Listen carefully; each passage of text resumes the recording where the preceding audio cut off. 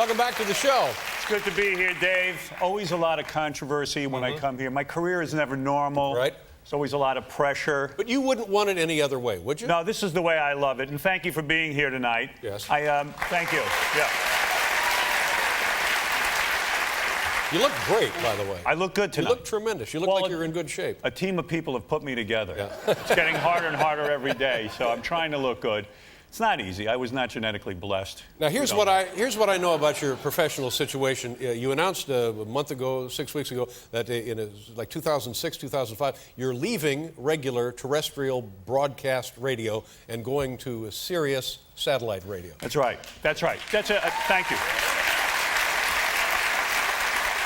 It's a big decision for me. What precipitated this? Well, you know, first of all, looking at my career, I've been in radio now over 20 years. And when I got into radio, Dave, all I wanted to do was to make the medium exciting. I wanted to get on the air and make people laugh and have a lot of fun and sort of restructure the way people listen to the radio. It was always boring and dull to me as a kid.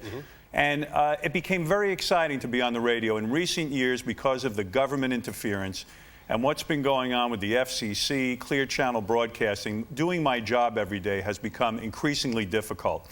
And, you know, I liken it to if you watch HBO and you watch a Chris Rock concert, you go, wow, that guy's funny. It's good stuff. And, it's blue, and it's whatever his language is. If you were to take Chris Rock and put him on my radio station today, you'd have to cut out 99% of his material. You wouldn't laugh. You would think Chris Rock sucked if you watched him on my, on my radio station or on a network. So it's become increasingly difficult to do my show. The same show I did a year ago, the government will fine me for it. I have millions of dollars of fines against me, and this is my way of checkmating the United States government and saying, you know what, I've got somewhere to go. We're going to build a new future. This is the beginning of the new age. Okay, now, that's good. Thanks. But you raise so many questions here. First of all, are you suggesting that without dirty material and things that would not be allowed on your radio show, Chris Rock is not funny? Is that what you're saying? Yeah, I am suggesting that. I've seen Chris Rock in situations where he cannot be himself. And I can't be myself anymore on the radio. I'm not looking to get on the radio and say the F word. I'm not looking to get on the radio and make everything so blatantly sexual. That's not what this is about. I'm talking about 10, 15 years ago, the topics I used to talk about on the radio, I'm now being fined millions of dollars for. So where does it end? You know, just the other night, we see that on ABC, a woman took off her towel in front of a football player. And now we're talking about possible fines. Right. What's happened? I mean, it feels like we're in a religious country. This guy, Michael Powell, the son of Colin Powell, who is not elected to public office, he's telling us what we can hear. Chairman of the FCC. Chairman of the FCC is telling us what we can hear. Okay, let me go back to what you said earlier. You're fighting three things. One, you mentioned Clear Channel. Yep. One, you mentioned the government specifically, and the FCC as the agency of the government. How are those three organizations, or how are those three entities conspiring or working, if not conspiring, against you? Well, I mean, I hate to be so serious. Yeah, it is a conspiracy. I hate to be so serious. Usually I come on here and, we have lots of laughs. In fact, I'll pull down my pants. Dave will try to rub my buttocks. It'll be great. If you want to do that, we can do it now. My fingers crossed. Come on!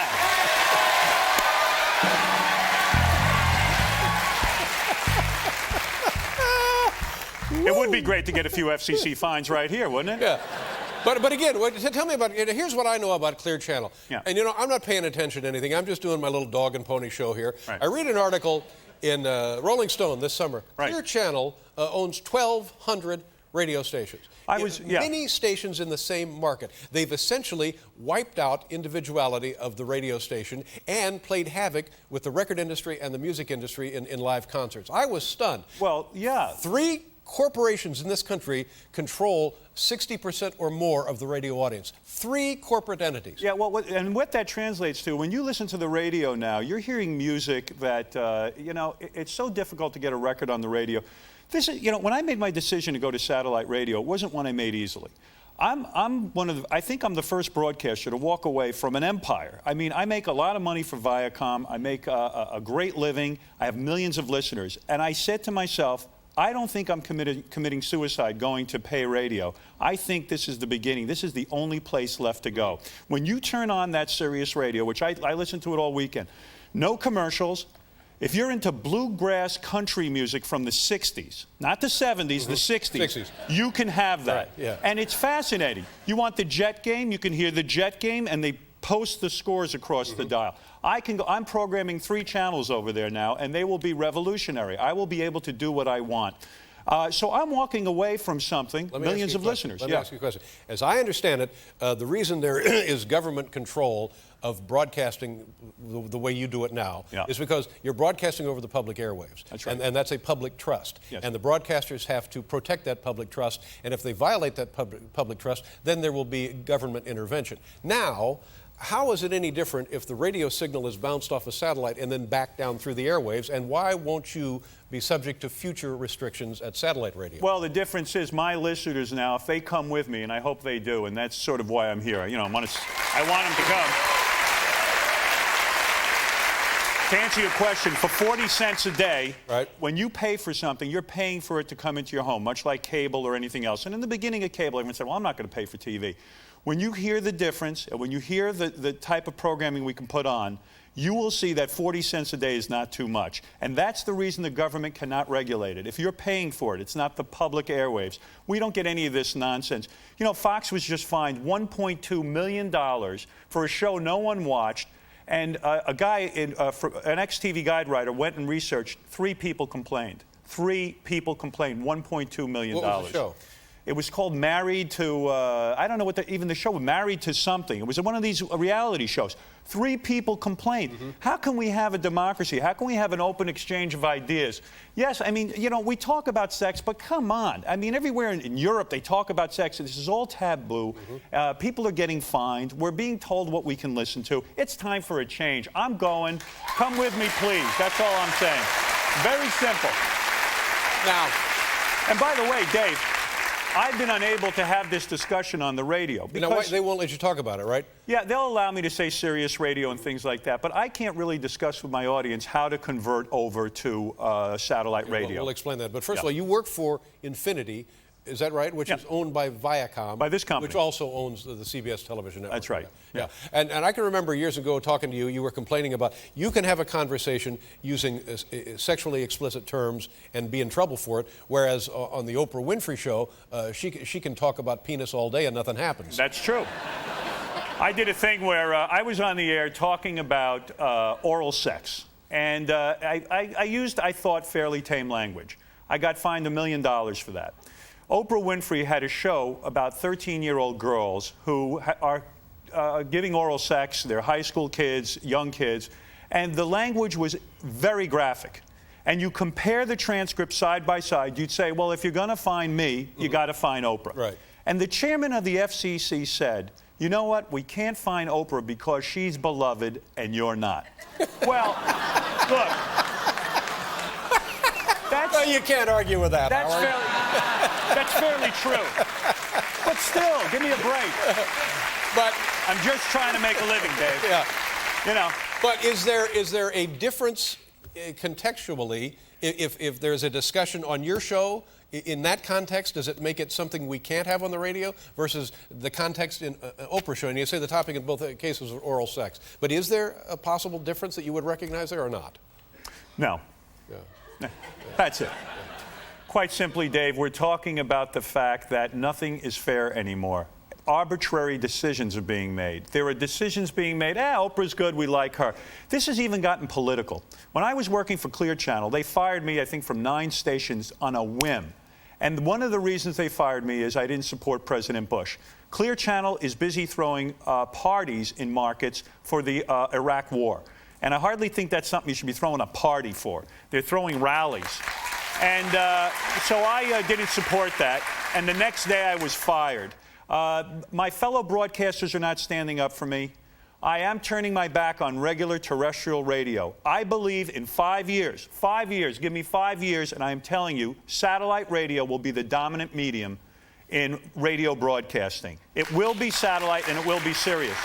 Now What I know about this, your audience is like 9 million people. Is that 9 million listeners a week is pretty much what you get? I believe it's 37 million, Dave. 37 million? And last I checked, you were 100 million, weren't you? Yeah, that's right. That's what it was. No. We have about 15, 16 million listeners. And the satellite outlets now reach about 3 million people. Is that right? Yeah, and the one that I'm going to right now, this is the birth of something new. 700,000 people right now subscribe to Sirius Radio. And that's sort of daunting for me. That's dangerous. It's like, wow, I'm used to flicking a switch and talking to millions of people. Sure. And that's a tremendous thing. There's a family there. And I guess I'm here tonight to appeal to my family and say, look, I know I'm asking you to pay for something. Christmas time is here. I think one of these little boxes is a great gift. I don't want to go all QVC on you, baby, but, you know, why not do it? It's a small investment. It is an investment in the future. I believe it is a political movement because I could have stayed in regular radio and made a very good living. Right. It really is. Well, in many ways, you pioneered the modern radio culture, and now... now I'm here to destroy it. That's right. But you're now taking another step, and if you're right, and many people, the Sirius people, chief among them, believe that you are right. This will once again turn the nature of radio upside down. We're going to see nature. We're going to see the nature of radio change. And you were one of the first people to put me on national television, and I think you were somewhat taken with what I did on the radio. And you called me an innovator at that time. I believe, and I've never been more excited about radio. Today I went out and started handing out radios to people on the street. Yeah. Now, I don't do that. Let's explain how people get the service, but let me ask you a question. When you were a kid listening to radio, would you have paid for radio in your home? Would you have subscribed to a radio service? Well, seeing as how, as my father said, I'd never be able to get a job and I didn't have any money, there's no way I could have paid for anything. Oh, I see. But the fact of the matter is, I think, remember when we all got cable and everyone said, why would I pay for TV? Right. When you hear the service, when you hear Sirius, I am telling you, you will never go back to listening to regular radio. And I'm banking my future on it. I mean, really, I'm walking away from something big. I remember the first time I saw cable, it was someplace in California, and it was HBO. Right. And they had a movie on, and then the movie would run, and then another movie would run, and then that movie would stop, and then the first one would start. And I just sat there, and I thought, well, I would never have gone to see these movies in the first place. Why do I want them here in my house? Right. And that was like 20 years ago, and now... And now what are you doing? HBO rules the world. It really does, and this is exciting, and it's good for all broadcasters because now we have a home, somewhere we can go. It means more competition. It means more jobs for broadcasters, and I think that we're going to see out of satellite radio more innovation. Right. And it's going to be it is the future. And in addition to penis, what else will you be able to say? Well, let me tell you, if I told you what I'm going to say, the first show is going to be amazing. There's a lot to get off my chest. Here's the truth of it, though, Dave. If today I go on satellite radio and you say, well, gee, what are you going to say? It wouldn't be one of the 7 dirty words. Right. I'm starting a folder during my radio show of all the things I can't talk about now. And I would go on the air and just talk freely. When a guest comes on, let them talk. I get a button hit on me now. There's 5 different dump buttons, they call. My show is like Swiss cheese when I'm done with it every day. I don't even know how people listen anymore. It's hard and difficult to get the gist of the show. And your point is, you really, as a broadcaster, have not changed in 12, 15 years. No. The material and the topics and the language, pretty much the same. Absolutely not. And some of the stuff I've been fined for is ridiculous. I did a bit 15 years ago. I started getting fined, and it's gotten worse. How much have you been fined by the FCC? A couple of $1 million. I couldn't even give you the right amount. And by the way, there's a new law going into effect that George Bush is going to sign. The Senate, Congress is all for it. They're going to start fining individual broadcasters. Now, this sends a chill through everyone. So anyone who's on the radio or television, if you screw up, well, guess what? $500,000 worth of fines. That's right. And that's a lot of money. And one more thing, Saving Private Ryan was going to air. And broadcasters are afraid on Veterans Day to honor veterans, guys who are fighting this war, brave guys. You can't put Steven Spielberg's movie on the air. Now, this is not just happening like in Biloxi. Cleveland, a big market. Several markets. Was it like 10 markets? Yeah, they were afraid because they were afraid the government's going to fine them. Satellite radio, everyone. It's the future. All right, let's show them the device. What about, remember the guys that were working at a station and they had people call up from St. Patrick's, they were having sex at St. Patrick's, and everybody was run off the radio. Now, would you support that? How do you feel about that? No, I wouldn't. I would not support going into St. Patrick's and having sex in St. Patrick's. That's not honoring people who are religious. outrageous. I've never been about that. I'm for outrageous radio. I'll say whatever's on my mind. I won't invade somebody's church and do something like that. It's not my thing. Yeah. I'm not for that. That's just not me. Now, also, one of the, I think, correct me if I'm wrong, one of the fines regarding you and your radio station involved a racial slur. A caller invoked a racial slur in some discussion. No, that wasn't it. A guy called up from the Ku Klux Klan who we have on our show regularly. He uses the N-word, and I've always been for. I would use any racial slur if I felt I was making fun of the person using the racial slur. I've never been one to use racial slurs. I don't consider myself a racist, but the fact of the matter is that we have real conversation on the air. Right. There are people in this country who use the N-word. And certainly, if they're going to use the N-word, I want to hear it on the radio, and I'll ridicule them. I'll ridicule anyone I think is wrong. I think the show actually has a high moral value. I think people do learn, sexuality, if you're uptight about it, then you shouldn't listen to my show. We're going to explore everything. Sexuality and racial slurs, two completely different circumstances. Absolutely. And I just wonder if maybe in terms of a racial slur, you can't be too careful. I mean, in what usage is it acceptable? How is it defendable? How can you make sure that people understand sarcasm or satire when that word is invoked? If a guy calls up and he starts calling another guy a filthy kike or using the N-word or whatever, some Spanish slur, you could sit there and listen to it and go, what the hell is going on in the country? What's wrong with you? Are we ever going to get along? There's a way of sort of maybe disarming that kind of language if you confront it. Right. That's what I believe. Right. But also, I'm okay with that. I'm just wondering, is there also a segment of the audience that may not get it, may not understand what you're doing, and just have perhaps their own prehistoric beliefs reinforced by hearing that word on a broadcast station? Dave, fortunately on my show, everyone gets it. That's the lucky thing about it. So there's no people mistaking anything. I explain everything way too much. These radios, and you make a good point and all that, and listen, I do 5 hours a day live, and not everything's going to come out perfect, and that's the point too. If I'm sitting there, it's like being on a trapeze. I can't sit there with the government over my shoulder, sitting and fining me every 2 seconds. And now what they're doing is, I've tried to comply with the rules every time. They've started fining me for material I've done 3 and 4 years ago. They don't know what to do with me. Yeah. The religious right is completely out of hand. They send letters. They send faxes. How come President Bush won the election? Because it seemed to me you were working very hard to make sure he was not reelected, and many, many other powerful groups in this country also doing the same. And the idea was that young people, Democratic registrations were higher than ever, and yet he still won the election. I think a lot of my listeners did come out and vote. I think we had a big influence on the vote. Don't forget something, too. Because of the government regulations, my syndication business has been stopped cold. I was on my way to being on all over the country, 67 markets and going up. Now I'm down to 40-something markets. Had I been on in more markets in the country, I believe we would have had a bigger influence on the election. I can't change an election. I can't get somebody, to move that quickly. But I know a lot of people were affected by what we had to say. We presented a good argument. But to tell you the truth, I can't syndicate my show anymore. Radio stations are deathly afraid of the religious right. They're afraid of the Bush administration, and they're afraid to get on the wrong side of some guy named Michael Powell who got his job from his father being in the Bush administration. Right, when we come back, we'll sell some radio. All right, let's sell some radio. This it right here? Well, that's for you.